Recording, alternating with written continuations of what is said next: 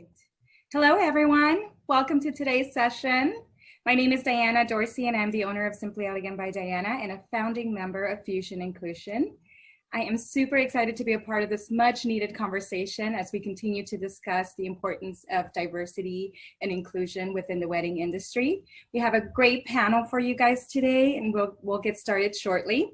In the meantime, I want to invite everyone over to the chat box and let us know where you are joining us from, what your Instagram handle is, and what you do for the wedding industry. And don't forget to follow us on Fusion Nclusion. Also, we have a poll for you. Your thoughts are really important for us. So if you can take a few seconds to take this poll and let us know your thoughts, we would greatly appreciate it. And we'll get started shortly. We are also going live on Facebook on I'm Denise, on my personal page. I know a lot of you who joined are probably on that, so please feel free to share with others if you have the opportunity. We'll give you a few seconds. Yeah. Welcome, everyone. We have a poll for you. If you guys can kindly fill it out for us, and then we'll get started with introductions.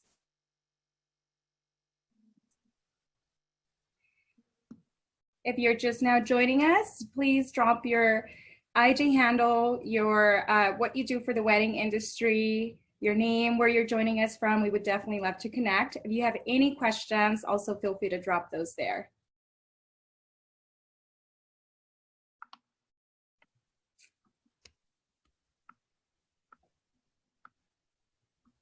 All right. We're going to give it a few more seconds, and then we're going to get started. Good morning, everyone. It's Monday.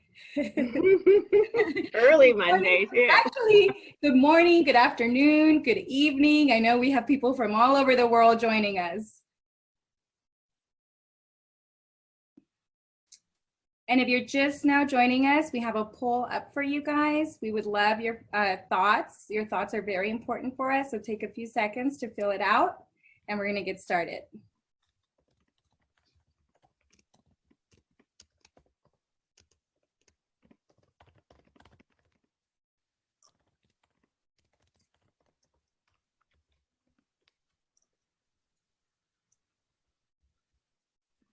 I think we have some questions for the poll. Oh, perfect. Sure. What are the questions? And I'm happy to answer. Let's see. Give me 1 second. It seems as if if you haven't attended either conference or if you're not a member of those organizations, there's no option that says no, so it won't let you submit unless you answer all 3 questions. Okay, got it. Okay, I can fix that right away. Okay. Thank you. I'm not sure if the live is going to go live. It says it's live on. Yeah, Oh, it's live on Facebook right now. Yep. Oh, cool. Awesome. All right, then I'm just going to back away from that. Fantastic. All right. Well, let's go ahead and get started. We're definitely going to do a poll again. So if you've missed it, don't worry. We're going to put it up again for those that are just now joining us. Sounds good? Perfect. And then I know just Justina can jump in and edit the poll for us if possible. Perfect. Wonderful. All right, Diana, let's get going. Let's do this. All right. Well, once again, my name is Diana Dorsey, and I'm a founding member of Fusion Nclusion. Super excited for this conversation. Thank you so much for joining us. I want to take this time to welcome Cornell F Woodson. Yes, thank you very much. Good morning, good evening, good afternoon, everyone. My name is Cornell F Woodson. I am the founder and CEO of Brave Trainings, a diversity consultancy firm, really working with different organizations from different industries, understand diversity, equity, and inclusion, but also how to embed it in every area of their business. So really excited to be here, being joined by the other panelists, and to have a great conversation. Awesome. Thank you so much. And also, of course, joining us today is Denise O'Neal with D Royal Engagements and the founder of Fusion Nclusion. Yes, fantastic. I know you're thinking of the crown. So we are now Denise Lillie Engagements, and I'm getting used to it as well. But I am a wedding planner and designer based in Northern California. And I, in November, really actually inspired by Cornell, who is also have been part of the wedding industry as a wedding planner in his former life. He did a wedding where it was important to him to support melanated and Black-owned businesses. And I was just inspired. I specialize in cultural weddings, but I didn't really have the list we have now. Lots of amazing lists I would have wished I had in December, just to even anybody, because it's what he does in his life. He wanted to honor that in his wedding. And then also you did some charity events connected to that too, which was great. So I thought if there isn't an organization that we can just go to or a page or anything, maybe we should create it, because his wedding also had some cultural elements, and there's just some great educational components that we thought we'd wanted to inspire others to have at their trainings and workshops and things. So we started that organization in November 2019. We had our kickoff in February, and then we know how the world is now. It was very timely for us to speed up our management and getting all of our ducks in a row to be an operating organization. So we are excited to keep moving forward. We hope that all of you will follow us, learn more about what we're doing, and definitely know that we all can be talking about different types of weddings and support our businesses and others and couples. So we're gonna dive right in. The theme of our panel today, we know there's been so many panels, and I think it's great we're all taking this time to educate each other. It's all we have time, all we can do right now for some of us. So opportunity knocks. We love themes, helps us tie back to our conversation. And we've got Whitney who says, I want to dance with somebody who loves me. I heard a great quote at the start of the Black Lives Movement in my little circles, where someone said that diversity is asking us to dance. Us can mean anything. You know, we typically lean towards, we started about talking about Black-owned businesses and in the wedding industry, but it's also, we want to uplift all melanated voices and all gender identities and sexualities. So asking us to dance, asking us to be a part, inviting us to the party, right?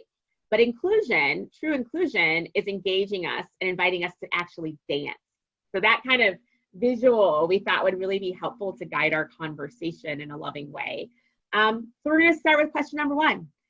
We've got a great panel today. And I think it's one of the first times we have had all of these organizations in one place talking to each other. So that alone, our collective of over 50, you know, mostly melanated business owners in the wedding industry, we are just thrilled and excited. So let's start off. We want to know your name, your organization, the mission, like the goal of your organization, and what you have done in light of Black Lives Matter, civil uprising, racial reckoning. We've called it all these different things. We like to think of it as a time where conversations can just get better. What have you done to invite us to the party? So we're going to focus on that, whether it be forums, conferences, webinars. It could be things in the past as well. And really also, if you want to tack on what the Black Lives Matter movement has looked like in your part of the world. So let's go. We've got Wade from Dubai, has Sidh with the Destination Wedding Planning Congress. Let's hear what you've got to share.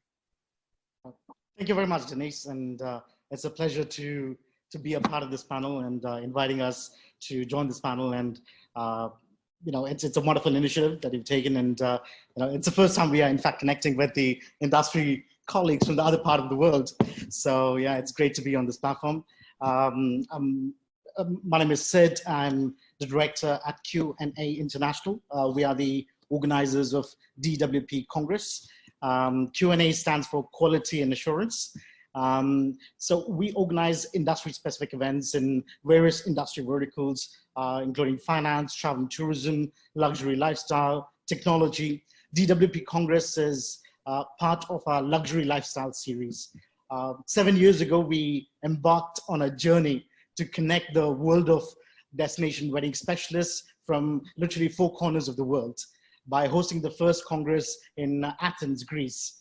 Then we moved or traveled to to Mauritius, then to Florence, then to Phuket. In 2018, we in fact moved to Mexico, Los Cabos, and last year in Dubai, and this year we're looking forward to hosting all of you in Greece, Rhodes, in November, where we're bringing together 500 wedding experts from over 80 countries to connect, collaborate, and do business. I can't wait to go to Greece, Sid. I'm supposed to be in Greece. Yes, we are very much looking forward to. All about me. I gotta get to Greece. Go ahead. Yeah, we're all very excited. The team is very excited. So yeah, so having 80 countries represent, that defines the diversity and inclusion as part of our value system. Because the mantra behind DWP is one world of destination weddings, and it's one platform. Fantastic. And so what does Black Lives Matter look like in your part of the world and in that international sector? How are you receiving that as a movement? Protesting, talking to each other? What's been going on? Right. See, we are based out of Dubai, and this is where we operate from. And in Dubai, we have a very diverse culture. So we have over 200 nationalities who are residing in Dubai. So we are very much in line with various cultural values, and we understand each other's sentiments. So this gives us a very good ground or base for us to understand each other and respect each other. So from this part of the world, I would say we are all, we're blessed and happy to be in Dubai and operating from Dubai. Yeah, I hear you. I hear you exactly on that. I've seen I know we've seen in Germany, and I think even in Italy, people are protesting, but I feel like when I talk to people from Dubai, there's just this spirit of appreciating what's going on and supporting it, but it just fits your country and the nature of it, United Arab Emirates. So great. So what have you been doing in the Congress? I've got a chance to talk to a couple of your team. What have you been doing? I'm thinking of the region webinars, things like that, to kind of have this conversation about diversity. Right. Well, these are challenging times, and it's not over yet, but we are still yet in the last phase, hopefully in the last phase, and we are all looking forward to, get back together and come together as an industry to celebrate what we do, and because we are in this because of our passion. So we've been, because digital platform is the only way for us to engage our clientele. So we've been organizing quite a number of forums, platforms where we are uniting the world, getting to hear their side of the story and exchanging the knowledge with other peers in the business. So they get to learn from each other and how to tackle the situation, the business continuity, and keep afloat. And because there's always a ray of hope that it will end, we will get back into action, and that's the day this is all going to be a history. Yeah, it's amazing. And so I definitely encourage those who can. I think I attended the African region. So it was different planners from across, Nigerian, I think there was Ethiopian, and just talking about the different types of weddings and different moments of culture. And then there was an Asian region, and then, so you were doing all of that. And I think that's just it's just cool.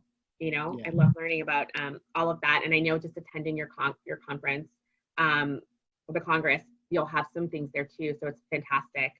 Awesome. So let's jump over to Catersource.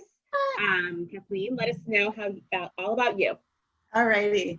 Kathleen Stoehr. I am the Director of Community and Content Strategy for Catersource, which is owned by a company called Informa. So let's see. Catersource has been through a lot of changes, I guess, in just even the past decade, going from a privately owned to being owned by United Business Media. It was sold by its founders, Mike Roman and Kelvin Lee. And then 2 years ago, it was bought by Informa. So Informa is based in the UK, over 800 events a year in 60 different countries. It's a big deal. But when we were acquired by Informa, we also became sister shows with the special event, which is really important for us as well, because it really brings in the wedding community, and we love that, very much. Because Catersource has been mostly focused its mission is the same as when Mike and Kelvin owned it, and it's pretty much engaging the industry, building community, connecting people, helping people become caterers, especially become more profitable and have a better life. So that's kind of where we sit with our mission statement of bringing people together. And we have our show, you know, once a year, and a couple smaller shows, The Art of Catering Food. It's a big show, Kathleen, right? How many people? It's a big show. It is. It's exciting. It's yeah. super fun. And I guess in terms of, you wanted to know what we've been doing since this most recent incident. Mm-hmm. Again, I gotta say, you know, we're a huge company, and it's really hard to assemble a lot of people. So much of it has been internal mm-hmm. focus. Externally, content on our website is about as far as we've gotten. And so, of course, and we'll talk about this later, there's so much more that can be done and so much that I have planned. Great. So that's where we are. And where are you in the country? Where is your organization based? You're spread out? I live 10 minutes away from 38th in Chicago and Minneapolis, Minnesota. Of course you do. I think I knew the answer. So what is Black Lives Matter? You know, it started with that, right? And now it's expanding to so much more, which is great. What does that mean in your part of the country in relation to Catersource, or even as just you personally? What have you seen that you like to share? I would say here in Minnesota, Minnesota's very white. We're 80% white here.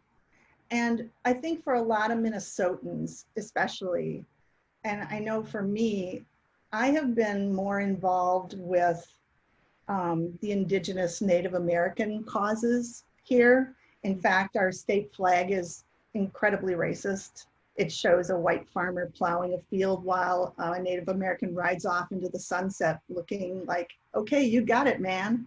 You said it, not me. Whatever you focus on becomes important to you. And so for me, that has always been my focus. Now I realize I really got to expand it because there's a lot more out there than that. You know, we've been very gender focused in our content, very, you know, there's a lot like that. But, you know, I think some of your questions that are coming down the pike are going to really. Yes, we'll get there. Yeah. I'm probably at my time limit. Yeah. So. No, you're good. And I think that what's important to say, being in the thick of where this conversation started mm-hmm. is powerful. And everything happens for a reason. I'm not going to be shy and not say that. Mm-hmm.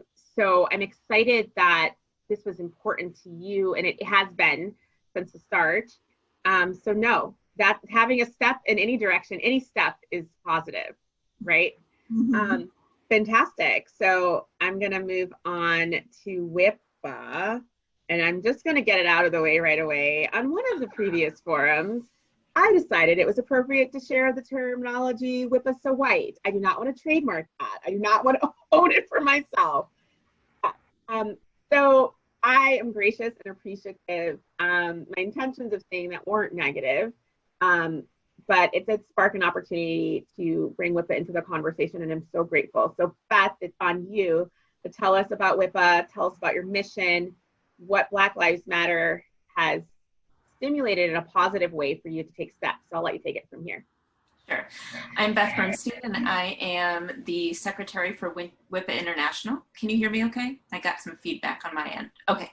And when we were on this call for about 20 minutes before we went live, we did discuss that, and I said, well, I don't exactly disagree. And you can tell from this panel right now, hi, blonde, white girl from, you know, New Jersey over here. Yeah, melanin deficient. It's totally fine. Melanin deficient, but melanin adjacent. And we recognize that, and we are doing something right away. I am co-founder or co-leader right now of a newly forming committee for diversity and inclusion. We held a forum in about 3-4 weeks ago, and now we are moving into the formation of the committee. And it comes with great timing because our international board retreat, which will be in our own offices virtually instead of in Dallas this year, is tomorrow. So this is on our agenda. So the timing is great, but it is always relevant and something that we have always strived for, because as a mission of our organization, one of our real founding principles is instilling a very strong code of ethics in the wedding industry, and acknowledging that we need to do better with diversity and inclusion within our own organization so we can spread that knowledge and be the leaders to the wedding industry, is in our DNA, and we have to hold ourselves accountable. Yes. And exploring WIPA as an organization that I personally wanted to join, I did kind of notice that, and it's so positive, it's so encouraging, and it fits right in with your brand. So yeah. Right, and I'm the former president of WIPA Chicago, and I'm proud to say that WIPA Chicago has the most diverse chapter board of the 12 chapters. So, I'm going to pat myself on the back for that. Yes. As a forming chapter that's going into only its third year, that we have addressed that both with people of color and LGBTQIA. We had it all going on in Chicago. So I'm really proud of that. And we want to bring that to all of our chapters. And we have 12 chapters and about 1,400 members. We're only 11 years old. So I think aside from Fusion Inclusion, we're the baby of the group here. Yeah. So we're really proud. We're the newborns. We're the newborns. I'd say maybe we might be a toddler, exactly. Yeah. So I feel like we have done a lot in a short time, but there's always a way to go. And I think we were saying something earlier, we're not going to solve this problem. And to be perfectly honest, personally, I don't think it's ever going to be solved, because it's something that's ongoing. It's just an open-ended discussion and a movement, and you don't stop moving. You always have to go forward in everything in your life. Fantastic, 100%. Thank you so much for being here and for not holding WIPA Stoehr against me. It's all about me. Not at all. Awesome. So I think we're good to move on to our NACE ladies who are here to represent. So I'll let anybody dive in wherever you want to start. Hi, I will jump in first. I am Amber Allen, CPCE, and I am the NACE National Treasurer. We're so excited to be a part of this forum. NACE's core pillars are really being strategic, transparent, aligned, sustainable organization, being an essential resource, and being a vibrant community. And we know we can't be a vibrant community without everyone in the community. So we're really focusing on that right now. I'm going to tackle a couple of the items and then pass it on to Aleya, and she'll take over from there. We put out our Black Community Support Diversity and Inclusion Plan on July 18th. Super proud of that as being the liaison for our marketing committee, and Aleya is actually our chair on that committee, which is amazing. The national office was already working on diversity. That's one of our hot buttons we really wanted to push forward this year before the world went sideways on us.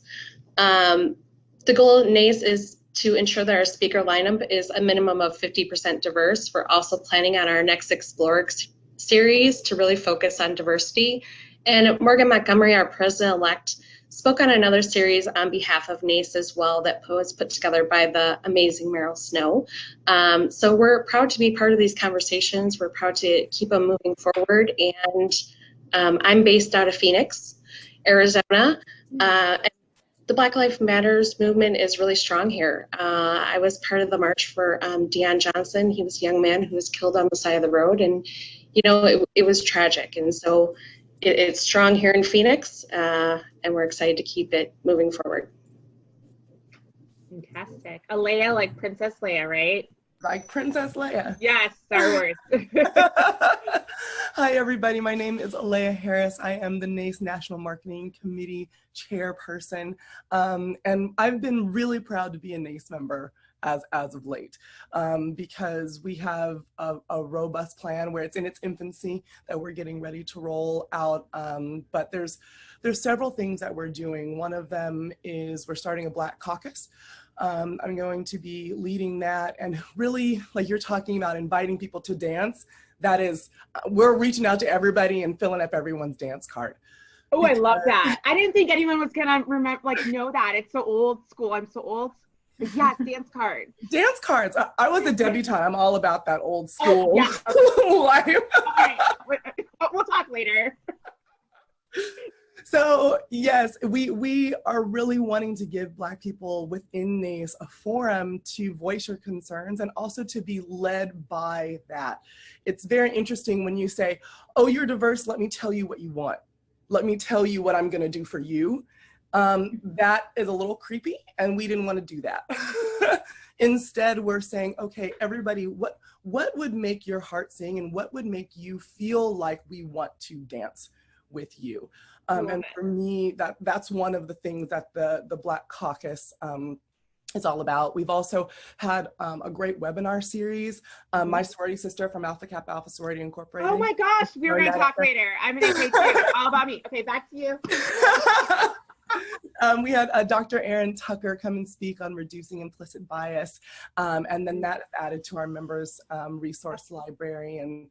And the goal was to really talk about underrepresented client groups within the event industry and to help planners who are, as to coin your term, less melanated, to understand what that is about when you're inside the event industry and a sorority or a Kojic church approaches you. What do you do? How do you plan that event? And it was really tactical, and that was awesome. And then another thing we've been doing is featuring Black members on social media, just uplifting our people into the narrative.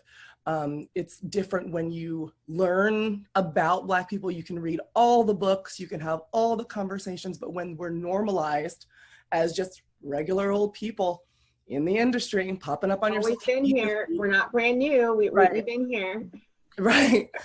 and that's just the very fledgling stages of our plan. And we have a lot to go. Our plan is multi-stepped, and there's a big spreadsheet, and there's a lot that we're rolling out, especially with education towards our chapters. And yeah, I'm really excited about what's to come with me. Awesome. We'll clearly have to have a side conversation. Sorry, guys. Okay, wonderful. Okay, let's talk to Aleya. Tell us what you got. All right, just unmuted myself. My name is Madeleine Reid. I am the ILEA Napa Sonoma chapter president. We also have another ILEA person on this call, and that's Rachel. She is the immediate past president for Northern California. So she is going to speak about her chapter and also a little bit about what we're doing on an international level. But ILEA, our mission statement is to advance the live events industry by creating an inclusive global community dedicated to personal and business development and inspiration to elevate all event professionals engaged in live events. And so I think our very mission statement kind of lays a foundation for being inclusive, but I think that we can always do better, all of us, on a local chapter level and also internationally.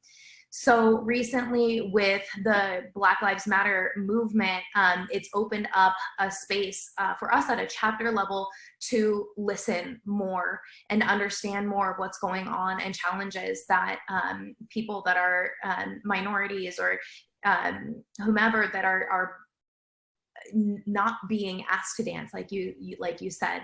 And it gave us time to think about what we can do better as a community.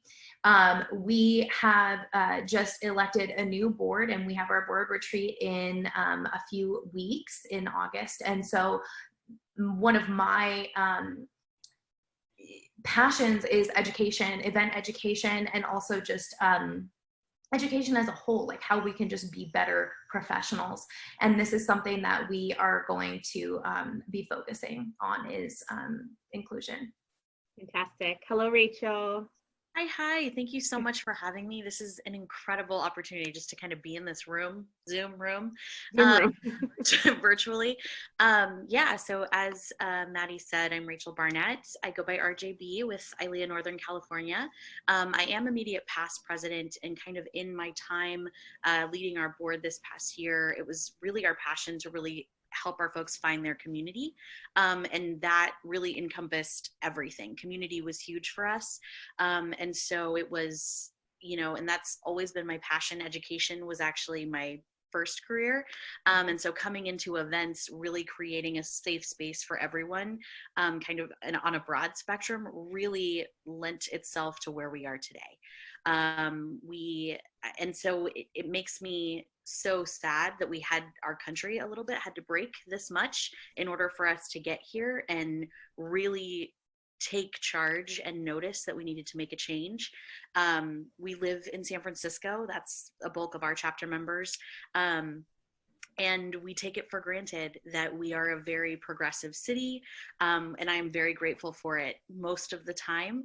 But I think that even here, just in the last few months, we've really had to really take stock in ourselves and ask ourselves the hard questions about, it's incredible the work that we have done as a city, as an industry, as a community, but there's so much more work to be done. And I think that's a harder conversation to have. When you think you've worked so hard and we've achieved so much, which we have, there's still so much more to do.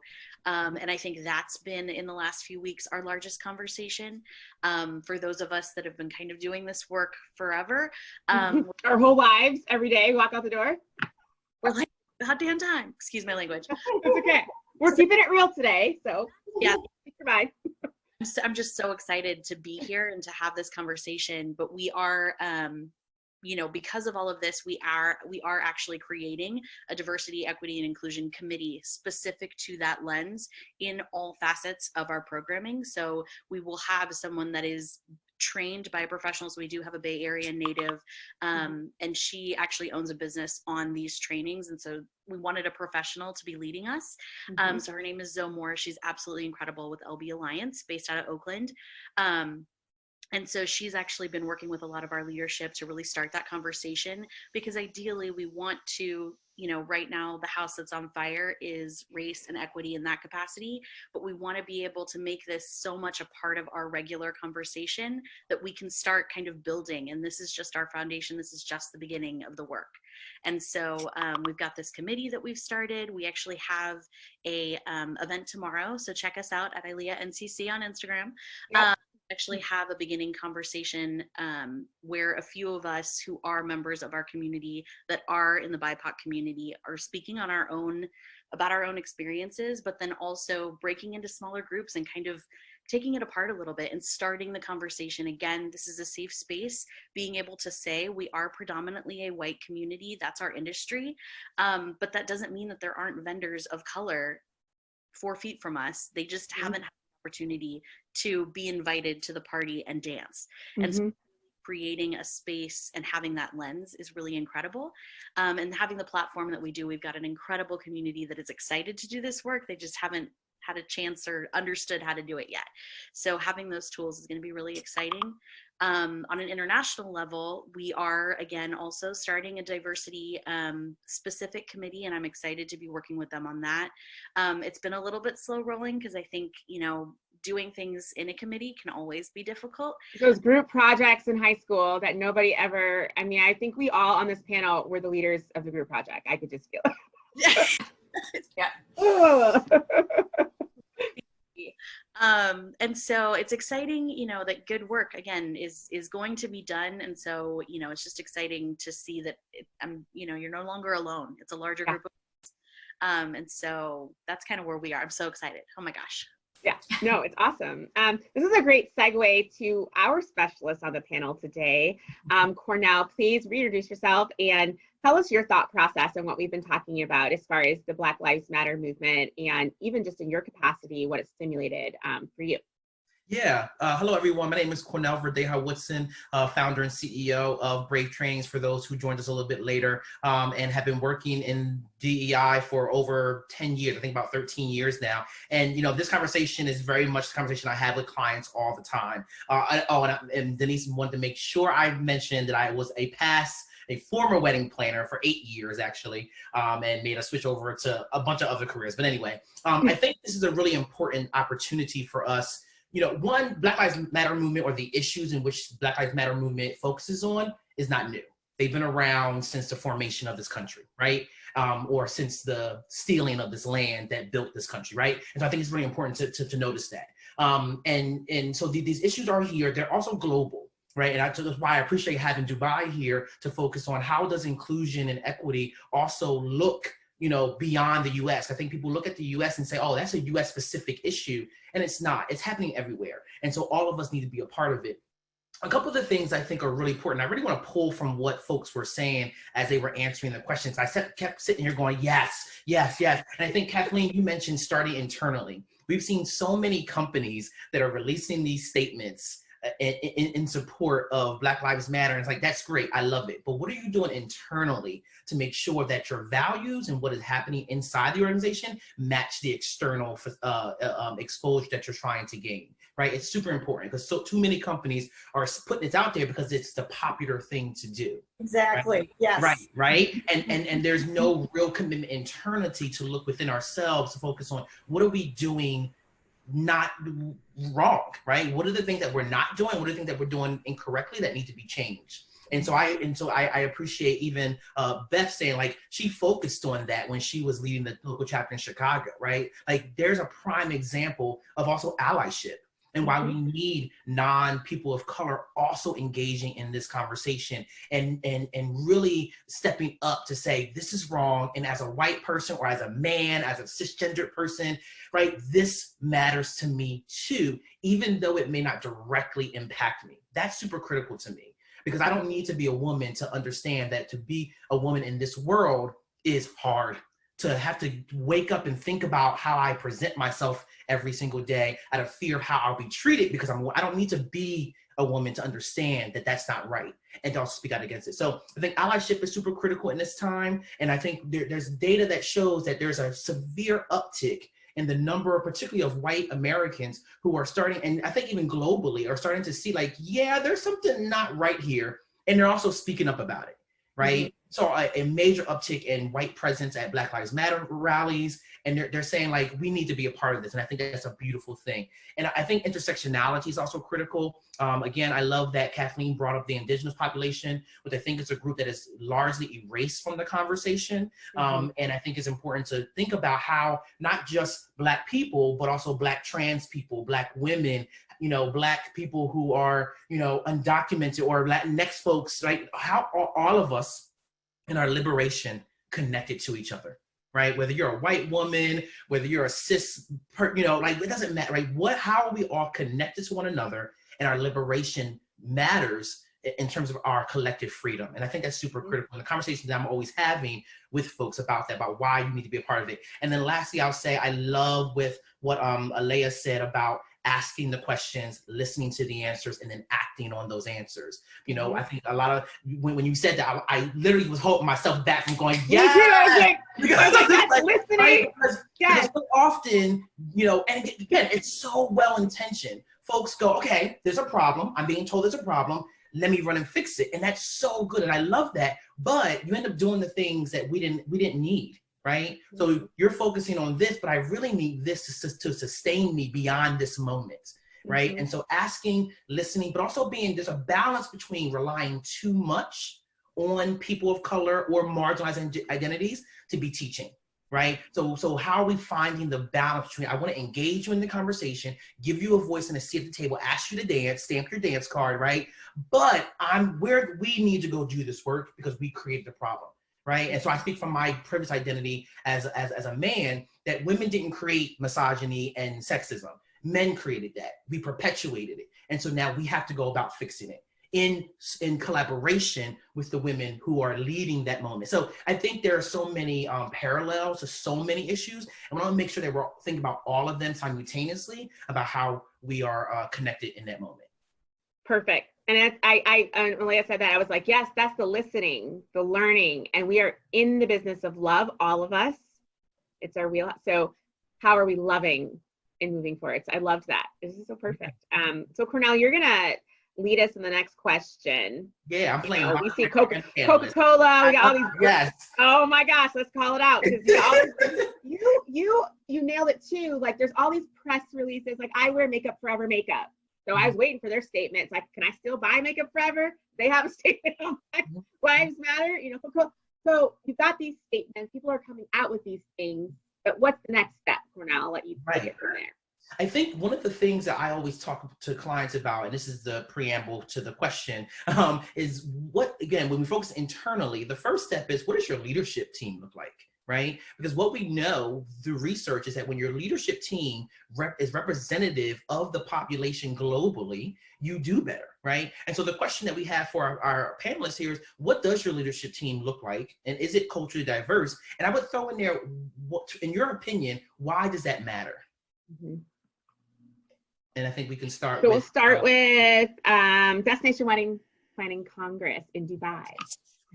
Thank you very much, Cornell. And there were some fantastic points that you brought up there, and there's definitely room for improvement. Yes, we are always encouraging feedback. Again, for us, because we are based in Dubai, which is a cross-cultural melting point where we have more than 200 nationalities coexist and work together.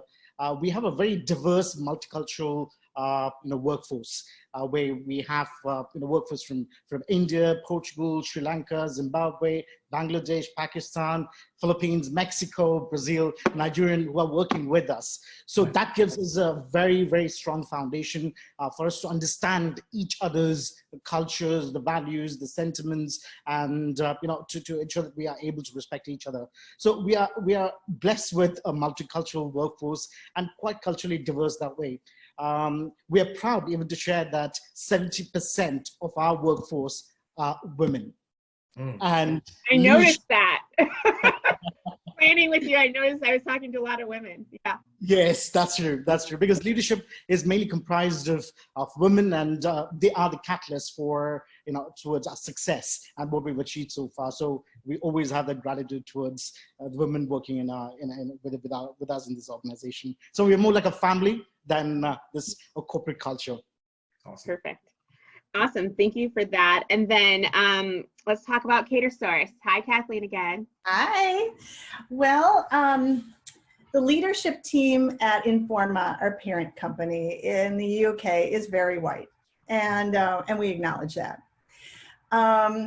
We had a diverse a D&I meeting on Thursday of last week, and it wasn't required, but 500 people showed up for that particular event, and it was stated very clearly there. Yeah, we know the leadership is very white, and we are going to do something about that. Well, melanin deficient. We can say white. That's fine. I like that. I just like melanin deficient because just puts us all in the same.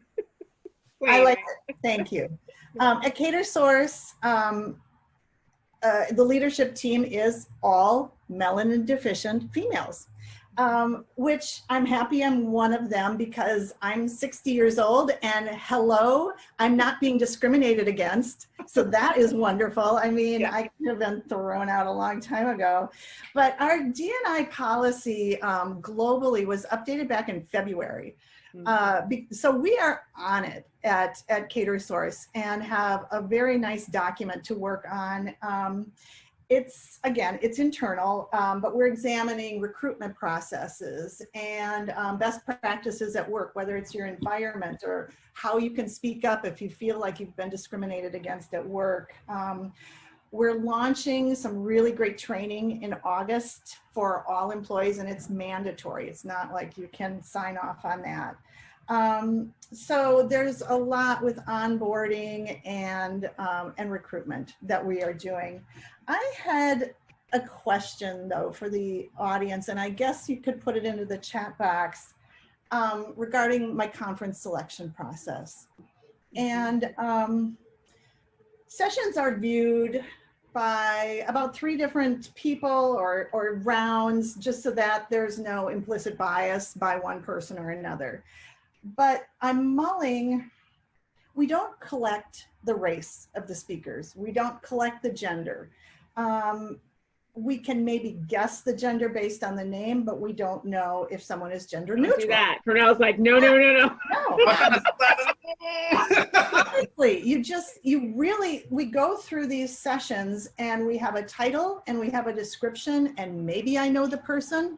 Mm-hmm. But it's not until we get to the point where we say, okay, we've got 2 sessions, they're very much the same, we've got 2 people, and then I'll look at maybe a YouTube video and I'll say, okay, I think this person is a stronger person on stage. and can probably present the material a little more robustly. I'll go with that person. But a lot of people are just deleted off of that conference application process for no other reason than the session just doesn't warrant, or there's too many. And I'm thinking about adding a box though to reveal race or gender so that I can be more balanced when I'm making selections. I just don't, it's a tough one. I just applied for a mortgage and I didn't check the boxes saying I'm a female in this age group and I'm, this religion, because I didn't think it was applicable to whether or not I could get a mortgage. And so. Well, I'm going to let Cornell dive into this because yes, I think we all want to know some insight. And I'm going to say it was applicable to a lot of people getting mortgages, just having to work with a mortgage foreclosure crisis in my previous life. But it's a great example. So Cornell, Kathleen, can we interrupt? I'm sorry. Oh, absolutely. Perfect. Yeah. So definitely we don't want to eyeball people's race and gender. And I appreciate you calling that out and saying like, we don't want to, a lot of people are doing it. I think that though, also it's very sensitive when you're collecting that information because there are people who are used to being discriminated based off of those identities that are wondering, okay, well, what's going to happen here? Am I not going to be chosen because you're going to see that my race and my gender are connected to my application? So there's some concern there. What I normally tell clients is that you have to be very explicit to the user about what is being done with this information, right? And in an effort to make sure that our speakers at our conferences, that our presenters are diverse, we want to know who's sending in applications so that we can make sure we're doing better about finding the voices that are missing. And I think that kind of explanation helps people go, okay, right? Like I hear that, I appreciate that, but making sure that that identity information is not connected to the actual application. I think that's critical because unconscious bias is a thing, right? And while even though people may say like, yeah, I'm 13 years of experience doing this, I still have bias. Let me just put it out there, right? Like yesterday, my husband had to check me on something, right? And so even I will see something and the thoughts will jump into the head. So how do we make sure that we keep that separate from folks who are reading applications? And just get a demographic overview of like, where are people coming from in terms of their identities so that we can figure out, we got to pull more, we got to do better about encouraging folks from this community or this identity to participate. Okay. Yeah, and I would love to give you a free 30-minute consultation on that, talk a little bit more about that. I'm taking you up on that. Please do. Yes, please. Cornell, can you give it to me too? Because I struggle with this as well as a Black woman. I almost feel like applying for speaker opportunities, I would want to check a box. And that's just my personal opinion. And I almost feel like a lot of the collective would be interested in that too. I wonder if it's an optional thing. But yeah, I think guide us through this conversation because I know it's going to come up again, but sometimes you don't know, like Madeleine, I know you personally, I know you got some melanin in you, Jeff, it's like, how would we, a lot of people, the term passing, looking like, and I say a lot of my clients are racially ambiguous, which I love. You just don't know. And so maybe there's a way, like you said, Cornell, you can guide us to the rest of the conversation about that. And I think, sorry, this is one last bit I want to make sure that even the participants are hearing too, that we don't want to choose people based off those identities either, right? We don't want to say, okay, let me get 5 Black people and let me pull you in. What we want to do is it's about the process. So what are we looking for? What are the core competencies? Now I'm getting into my workplace language. What are our core competencies that we're looking for in a speaker? Right? So is the speaker dynamic? What does that mean to me, right? Does my speaker have a good understanding of the content? What does that look like to me? And when I map out what we call a structured versus the unstructured interview, we want to go with the structured. It helps me identify those core competencies, and that's it, right? So regardless of race and gender or sexual orientation or whatever, these folks can still have these core competencies. And if my decision to either deny them or accept them is based on the core competencies, that's when we know we've reached an equitable process. And that's where we struggle too, because I want to put the very best person I can on the stage. Absolutely. Absolutely. And that can be a person from any background. But how are we finding that person? And again, how are we defining? What does the best look like? right? You know, in other worlds that I navigate, it's, oh, they went to Cornell University, they went to Yale. And it's like, is that true? Because actually 85% of our population is educated by community colleges, right? So, so there's gotta be some talent there as well, right? So. And then casting the net, right? How are you advertising this? I know we're getting excited, we get back to everybody, but we get excited.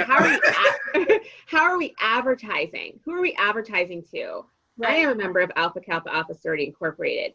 If you've got specialties outside of your organization, are you advertising that you need speakers to these groups? Are you advertising, you got Beyonce's got a list of all black, I love Beyonce. You got a list of all black businesses. Are you advertising to that? There's different ways other than having them check a box. Our Fusion Inclusion, as we grow as an organization, our focus is going to be a collective of wedding professionals that specialize in cultural weddings. So it's not even about the color of your skin or your gender identity or anything like that. It's about who you serve in the wedding community. Even diversifying that's going to give you more. All right, back to it. Go ahead, Kath. Go ahead. Anybody? Where we have fun too is just in the invitation to speak area where we have keynotes. And I think that, at least for me, I felt really good at pushing my own agenda into our keynotes. And but I don't have many of those. So that's, I can put an Oglala Lakota Sioux on my stage. I can put anyone I want on my stage as long as I know that they're going to kill it. And that's great when it's the invitation to speak. But for the 125 breakout sessions that I have, that's where I'm and that's the engagement part. We've got WIPA up next. I know Beth's got a lot to say. We'll get right to that. But that's the engagement part. You've got that keynote speaker. Talk to them. Engage with them and see who they recommend, because chances are they know other fantastic. I know Terica is a phenomenal speaker, and she's got a community of people that she knows, Terica Skaggs, so like, there are people out there who have probably already been at your conference and already speak. Have more conversations with them and pull from that. All right, WIPA. I'm on you. Well, we are Melton Challenge. Can I say it? I love it. I can't pronounce the other thing. Me either. So, and we know that, but our board changes over every year. And this year, we're pretty challenged in that area. I know from previous boards, the mix has been a little bit better, but we have to actively, and I'm a sorority girl too, we have to actively rush people that we want to sit with us on that board. An interesting side note about why I joined my sorority 30 years ago, because as a Jewish girl from New Jersey, I wanted to join a non-Jewish sorority. It was still really, really militant challenge, but I was like, well, I'm not going to join one of those Jewish sororities because I'm, going to get out there, because my high school is very diverse and I didn't grow up in a really Jewish bubble in New Jersey or anything. So I made that choice in college, and I'm trying to do that throughout my lifetime with my choices. We live in the city of Chicago. My kids go to public school. My daughter's high school she just graduated, the most diverse in the city, where 38% were Hispanic, 33% white, 32% black, and the rest was other. So she's actually going to college next month she's like, Mom, it's going to be so different than Lincoln Park. I'm like, oh yeah, it is, because it's in Ohio, and it's okay. I hope it's not Ohio State. It is not. It's Denison. Okay, so anyway, I'm getting off track. But we do need to do better. And that's why I said so in the beginning, as soon as all of the Black Lives Matter movement started, or I would say came to the forefront, because again, it did not just start. But I also felt like, can I actually be the one to represent? I was very nervous about this panel. How can I represent being this white woman?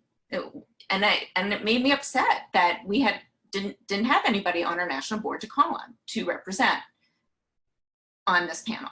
And so we also were very careful about whatever messaging we put out there in late May, early June. We wanted to say something, but we didn't want to just be performative.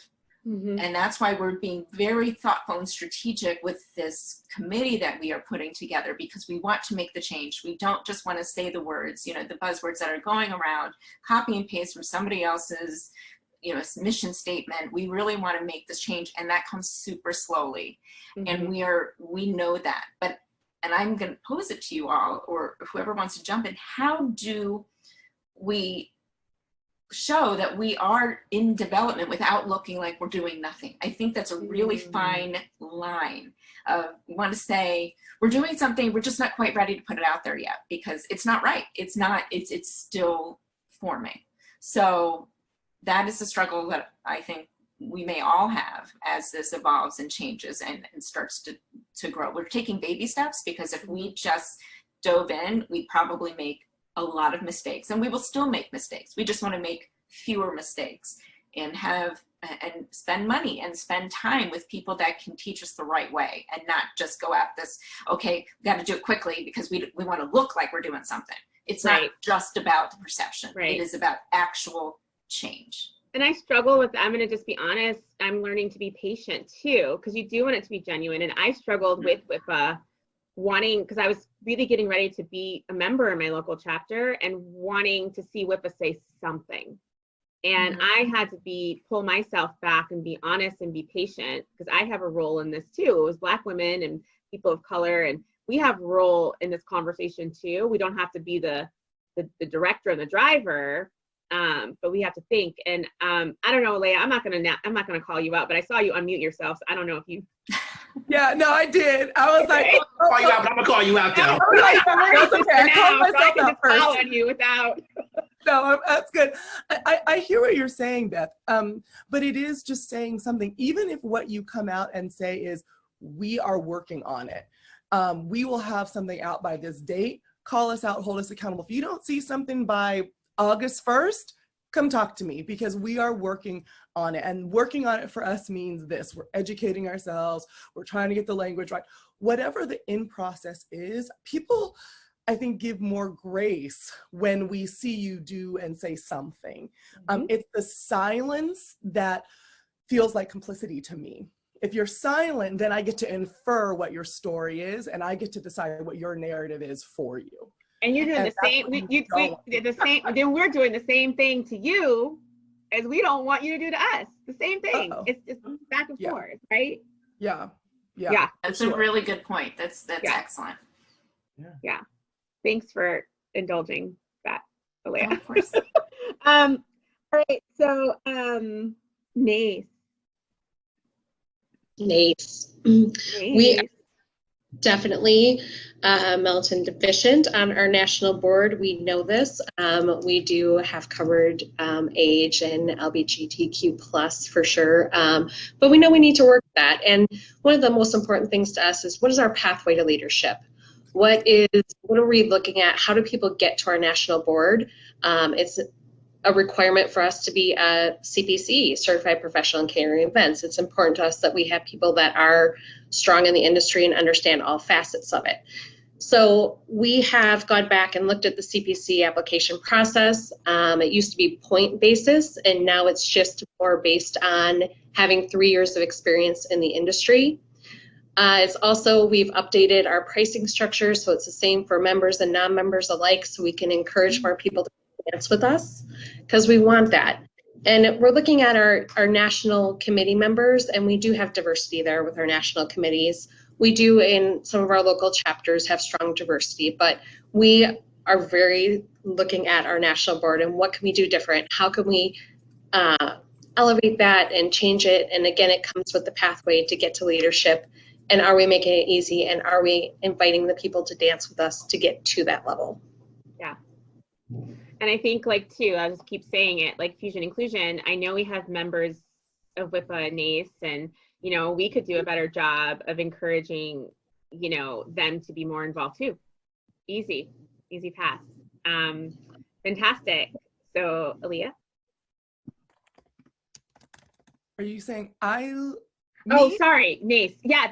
Yes, but yeah. Do you have? No. I was done. I just didn't want it to be an awkward silence. Girl, I got. I'm sorry. I can't stop. I met Madeleine. Okay, sorry. So for our local, well, first I'll say on the international level, we have a board of governors and an international president and everything. I'm very proud that we have, for the past few years, had very strong female leaders. And that has been very inspirational for me personally, and I think a lot of our members. I do think that we, on an international level, being an international organization, could do better with having more diversity. And we have an incredible president now that I think will kind of take that on. I know Rachel had mentioned that she is on the diversity, emerging diversity committee. And I know if I know anything about Rachel, she will push for this. This is a passion of hers. And so I think on an international level, we could do better. On a local chapter level, I also feel for Napa and Sonoma, we could also do better. I am asking you as a panel, what are some steps that we could take? I know, Cornell, you mentioned that looking at the process of attracting, different members and things, but what are some other ideas that maybe you have? Something that I'm very receptive to. We do have some diversity on our board, but I certainly would like more. And really, this conversation is very important to me because I'm listening and I'm learning and I'm loving. And while I am not just a white person, I am part Japanese as well. I know it, may not look like it, but I am, and I grew up in a very rich Japanese culture. I still feel, I feel a very strong responsibility to create a very inclusive environment. I don't know that I personally have the skills yet to just create this. And so I'm really grateful for this opportunity to be learning more about that. Should I answer that? Or yes, sorry. No answer. Sorry. Well, here's my suggestion. In the interest of time, I want to make sure we get to other folks. Like maybe we, again, another free 30-minute consultation. We'll talk offline and can talk about that with you. Yeah. I think it's perfect. And Rachel, did you have anything to add? I know she pinged you, but you good? So I mean, piggybacking off of that, we are very fortunate here to have our board, specifically at a local level. We are extremely diverse from all walks, abilities, gender, and ethnicity as well. I will say, being in the Bay Area, predominantly Asian. And so, having other representation has, again, been part of our focus in finding our community this year. And so we are working towards that. I will say, again, in our introspection and kind of looking internally at ourselves and asking ourselves the hard questions, we've really seen that the engagement that we're getting is more on a committee level and more one-off, because a lot of our Black community and specific colleagues are smaller business owners, at least the folks that are coming to our events that we engage with on a regular basis. And so they are always, their hesitation, they've definitely been courted and asked and rushed, if you will, to join our board. We'd love to have them. But I think that their hesitation that I've heard directly from them is, I just don't have time. And I totally hear that. And so that's kind of been my mission as a leader. What can I do to help you in your business so that we can make time? What, is there a way that you feel comfortable? What can we change to help support you and your business and you be a larger leader in our community? And so that's kind of where we are, is taking things to kind of the next step. We'll say that it's been a little bit difficult for a lot of folks in our community to because it's easy to kind of say the few of us that are on the board. And I will say, looking in the past couple of years at presidents and looking forward, we do have a lot of diversity in our presidency specifically, and in that office of the president in general. We do have women that come from a variety of backgrounds. But besides that, I mean, that's the only representation of cultural diversity that we have in our organization. A lot of our regular attendees are, melanin deficient or whatever. I'm going to trademark that, hopefully. So I love it. But, we'll define that. it's something that because it's easy to say, oh, but look, our leadership is culturally diverse. But to me, leader, I'm looking out and I'm like, where are all the people like me? Like, I almost didn't come back because there were a group of literally 7 of us that come to everything, volunteer for everything, and we do blend in, even though I do have melanin. And so being able to have that conversation and meet people where they're at, but also be like, no, but join me, come on, it's great over here. It's really this like delicate walk. And so, I mean, Cornell, you're officially like on my list too. And I think Cornell touched on it earlier. It's not our responsibility, 100%. right? We're allies too in that office, but it's not our responsibility. And I love hearing how everybody, it's internally, you're thinking this and it's coming from you. And I think now's a good time to talk about our poll. We did a poll, people were coming in, and it's anonymous, and it's pretty great. It was about, about 40%, 38% people have been members of NACE, members of WIPA, members of ILEA. So that's kind of great to know that we've got an audience we're talking to who come from you. And then we asked a question about if they've attended conferences. We've got 85% of the people who are here today attended Catersource, Kathleen. So that's huge. So that audience is looking for this, and they're here to hear about what you say. And Destination Wedding Planner Congress, I'll see you guys in Greece, please. Okay. About 25% have attended, 23% have attended that international conference. The other question that we asked, which is very interesting, is have you ever felt like at any of these events or conferences or meetings, you were the only one in the room? I know I have. Diana, Cornell, I can speak for, because we know each other through the collective, but that's a question, and it was 46% have said yes and 54% said no. And I think that's so telling of our world, our country. I don't want to put anyone on the spot, but Beth alluded to it earlier. Have any of us in the panel ever felt that way? And really quickly, do you want to say, I think Rachel, you gave a great answer to that question. Anybody else want to answer that question? Maybe Diana, I know you had a good point about that.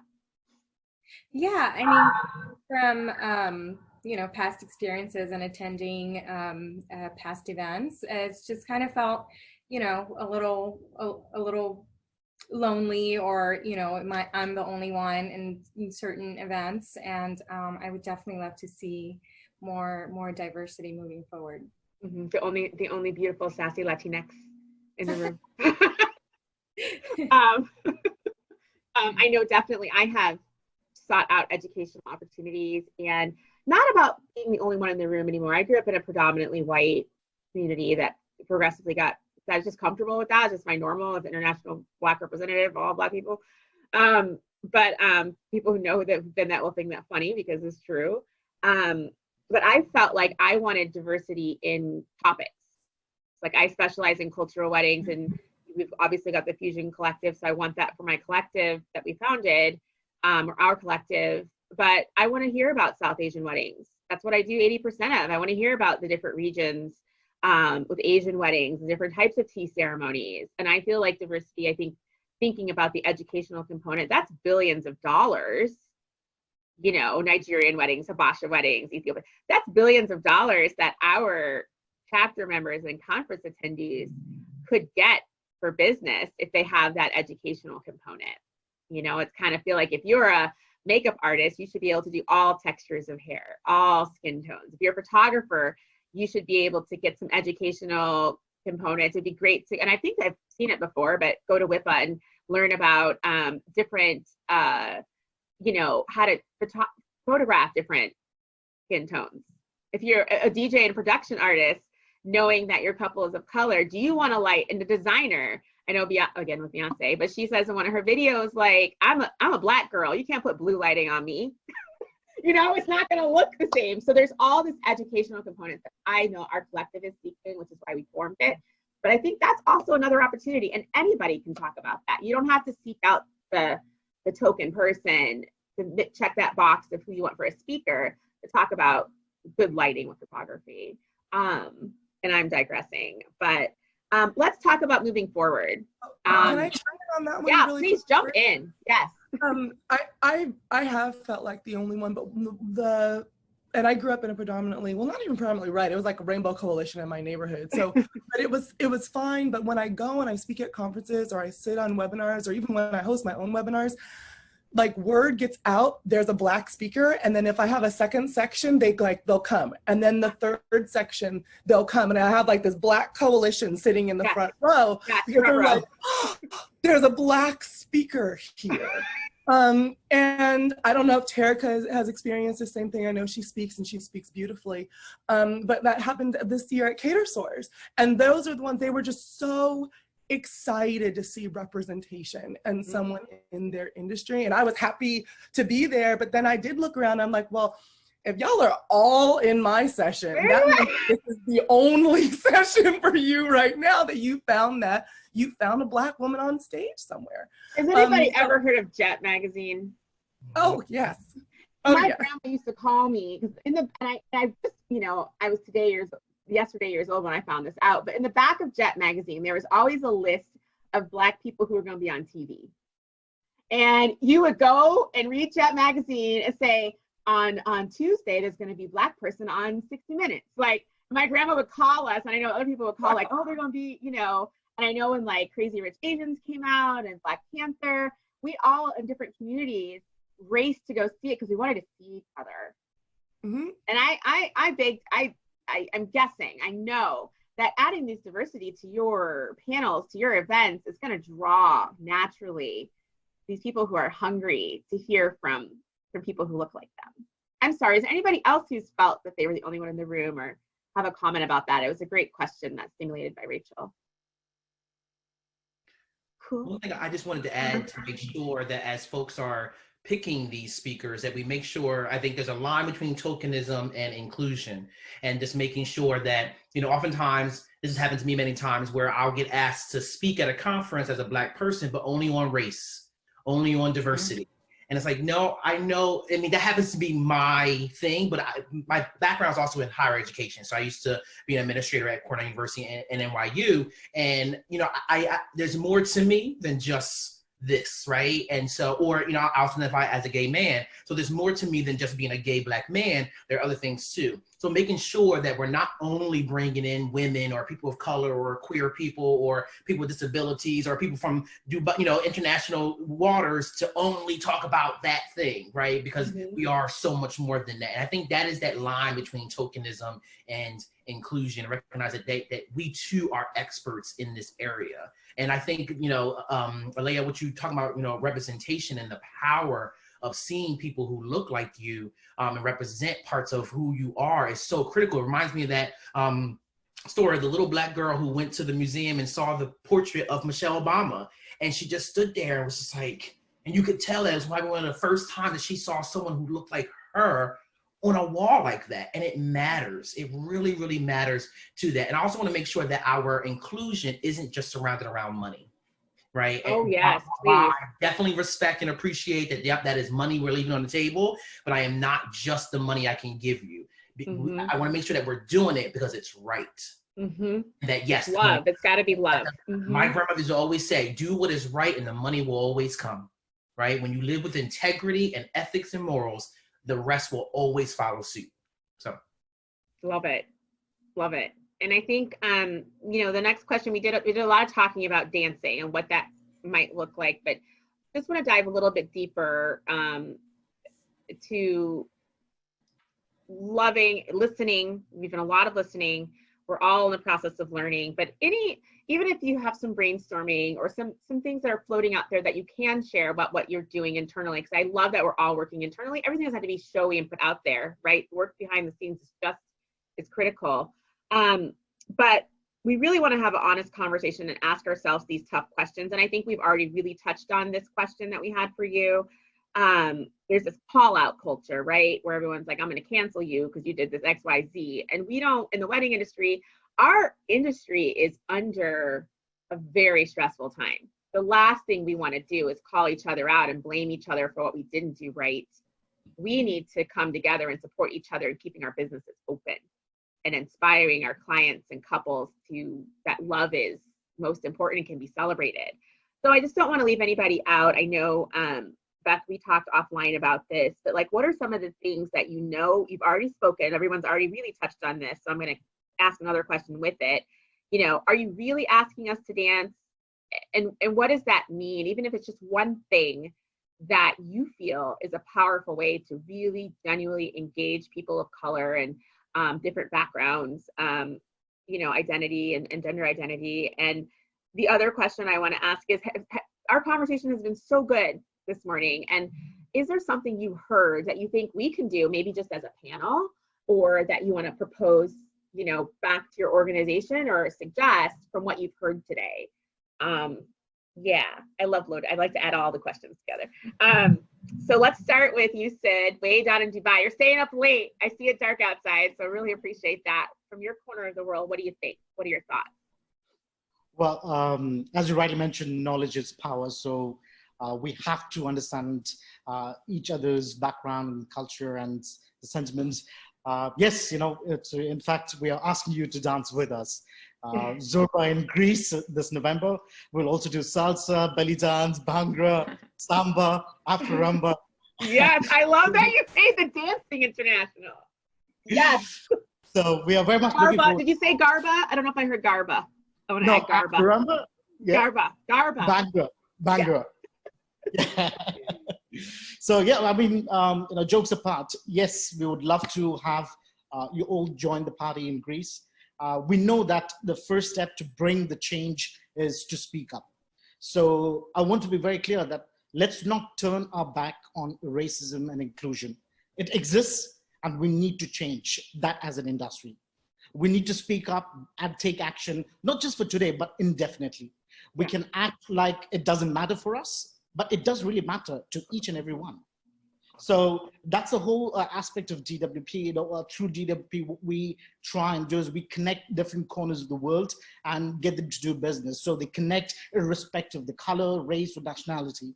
So again, Dennis, when you come down to Greece, you will be representing the United States, but you will be meeting other cultures from other countries under the same roof.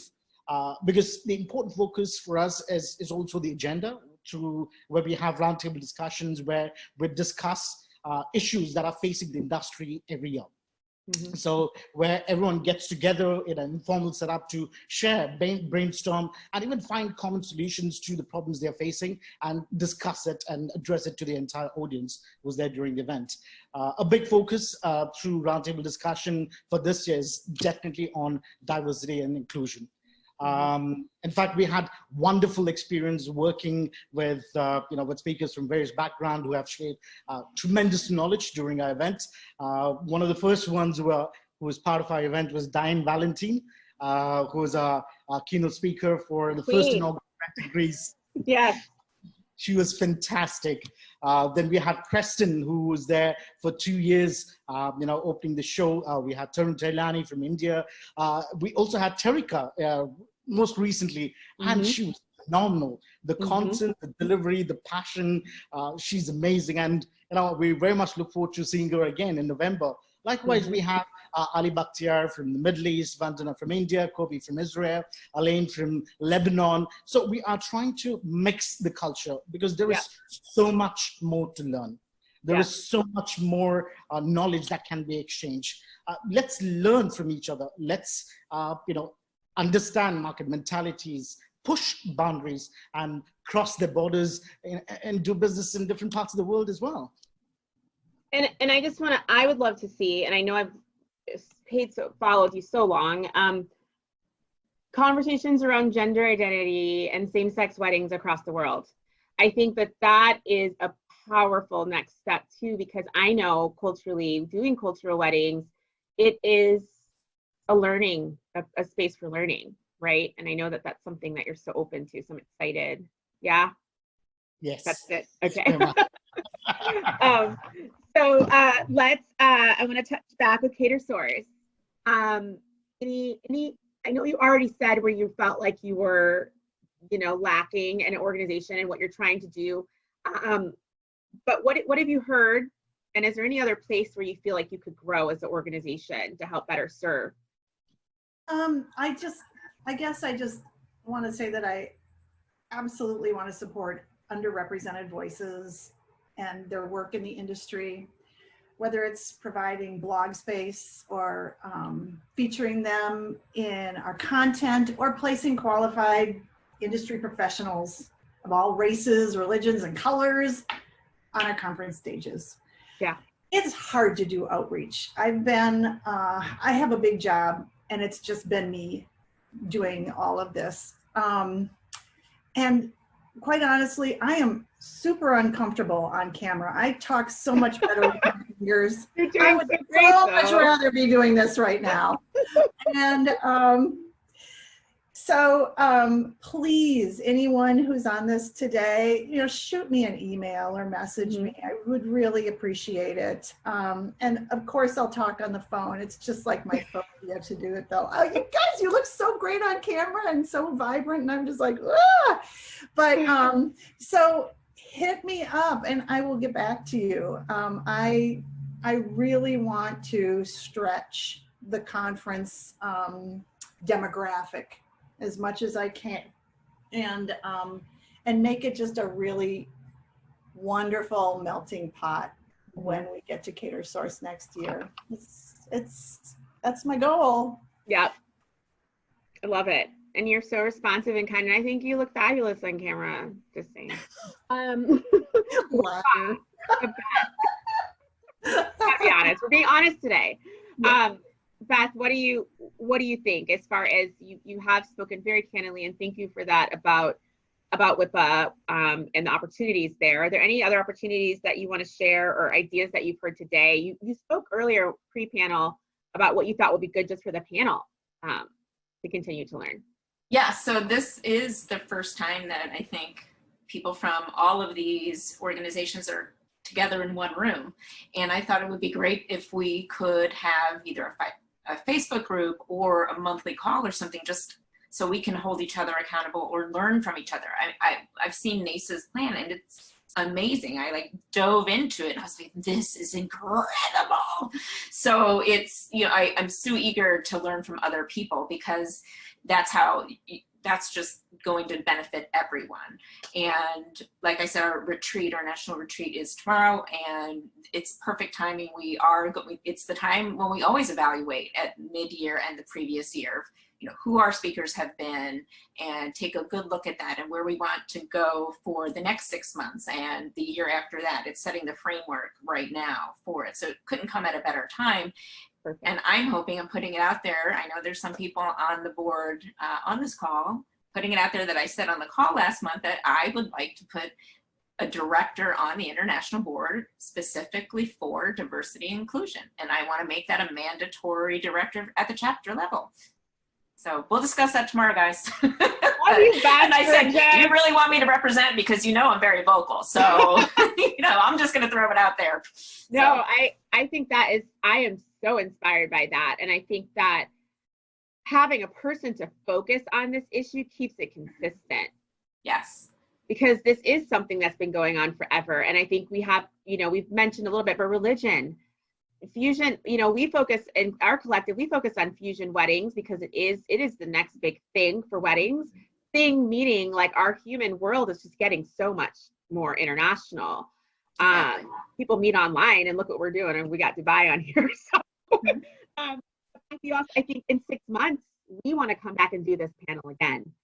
We want to just not say, oh, we did this and that was great, we checked a box, but let's come back and not just report back, but just say, how our relationship as a group, and we've all, the Fusion Inclusion Elective, we definitely will lead the charge and consider you all now from this point on honorary members of the founding of our organization.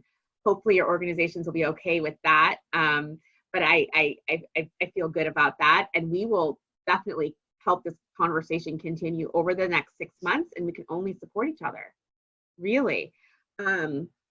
NACE. Anybody at NACE? She pointed at Amber, I think. No.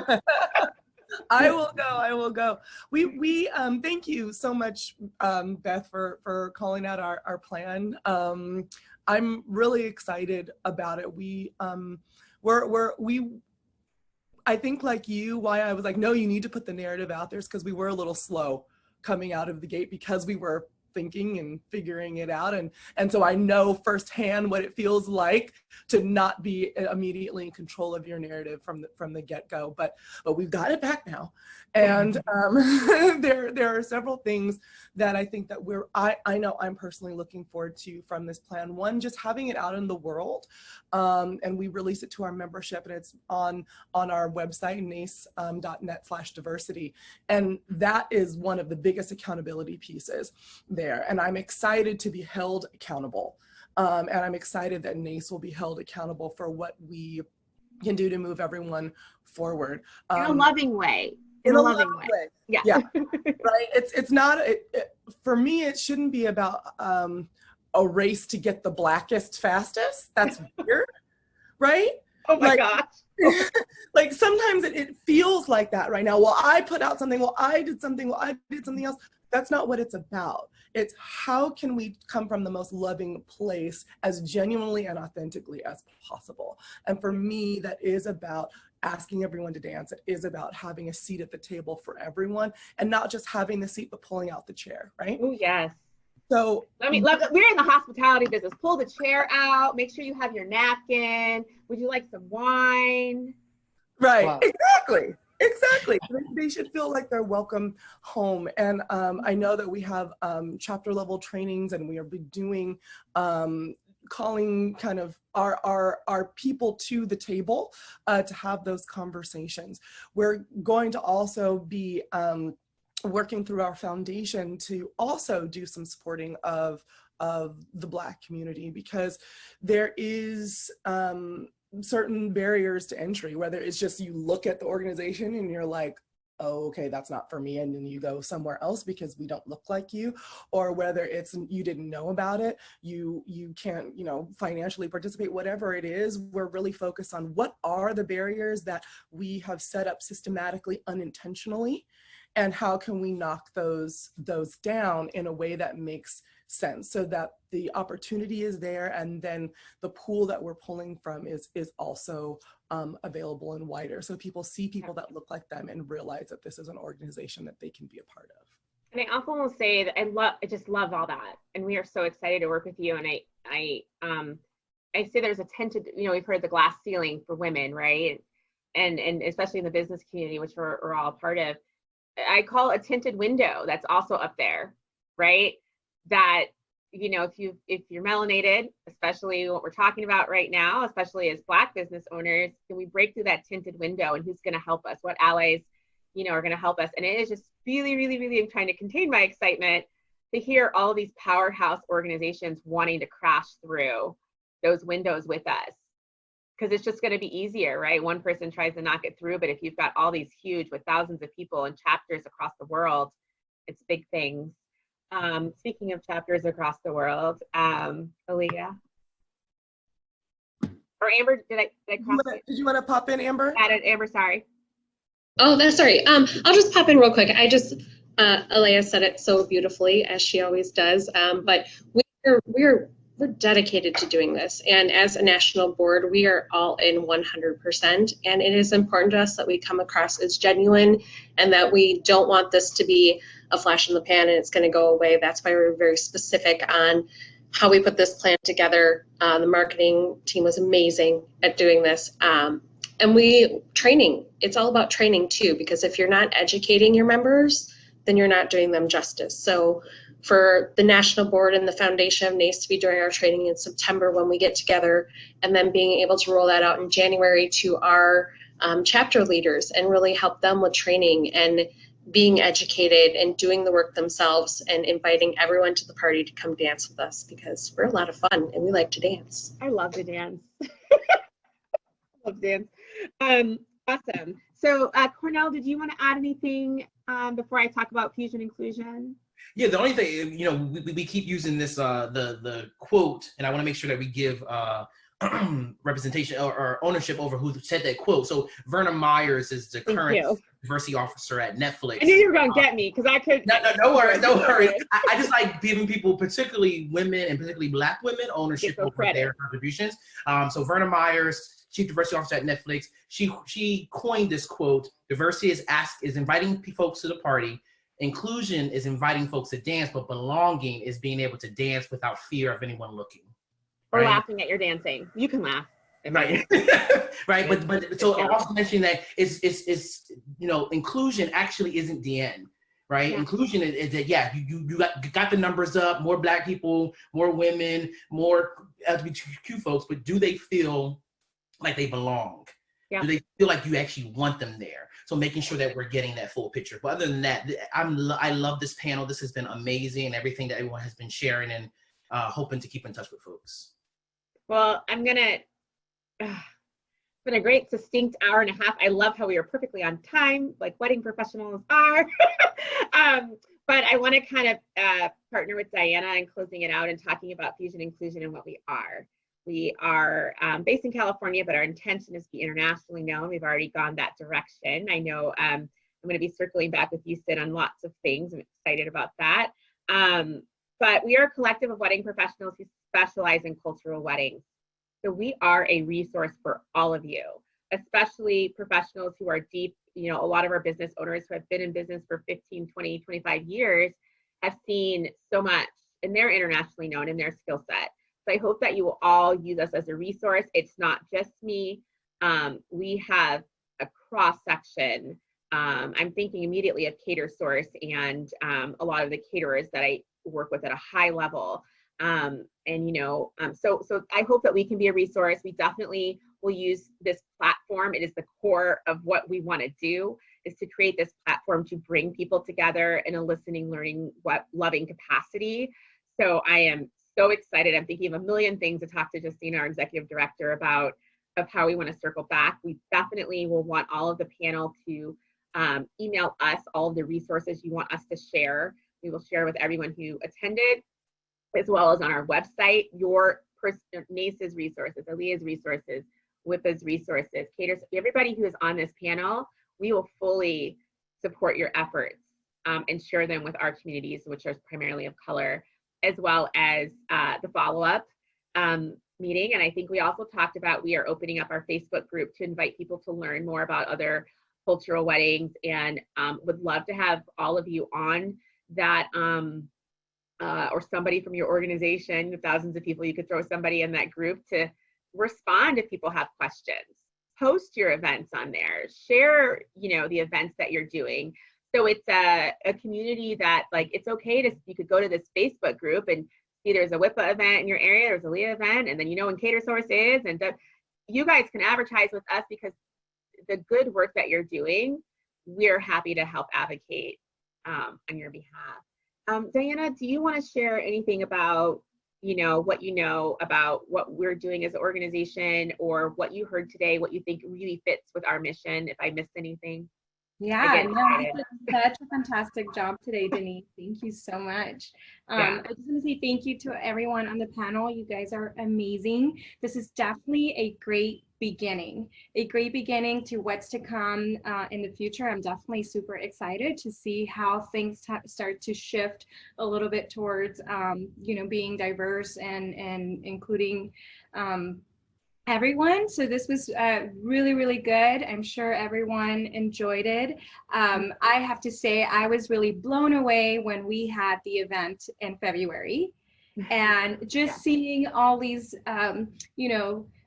all the diverse vendors coming together and just creating something beautiful and at a high level was something that I felt really proud of, and just having that voice of saying, yes, we could, I could be a Mexican wedding planner and still know what I'm talking about, and just feel like I do know what I'm doing. And so having this opportunity is definitely just very, very amazing. And Diana's talking about just to end it on this, everything happens for a reason, and I'm not going to cry, but we formed our organization in November, and I said earlier I was inspired by Cornell. He was a client of mine in his coupledom, and wanting to have a resource. If somebody said, I want to support Black-owned business, where do I get that list? This is before all these lists we have now, but is it curated?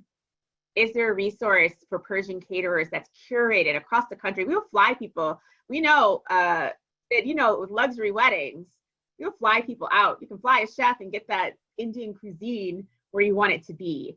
And so we had our launch party in February. It was called Purple Rain. Purple is a color that's of hospitality, and it's a color of across cultures, of royalty, and all of that. And just we had, you know, different vignettes of style and trend of different fusion and cultural weddings, and we brought together our Northern California community. It'll be really international next year. And we had a launch party, and just the simple act of, that's what I think the question was so good about, feeling like not the only one in the room. We walked in that room and everybody felt, the comments I heard, the follow-up was that I finally felt like this was for me. And it was just a networking event with a bar and lots of dancing. You know, so it was just, and just that step of feeling like, you know, maybe even it's just having an Indian DJ at one of your events, your networking events, or a Persian DJ, or I think you said earlier, you know, just having difference. And so I'm so grateful for all of you. I'm so grateful for our audience today. Thank you so much for being a part of this, and please share. We will be sharing follow-up information with all of who registered, and please share with your communities. Take it back. So with that, I will say thank you for listening and learning and loving, and we will see you in January for our follow-up panel. Thank you. Thank you very much. Thank you, Denise. All right, that's the end. Pleasure. I've stopped recording. All right, so we will follow up with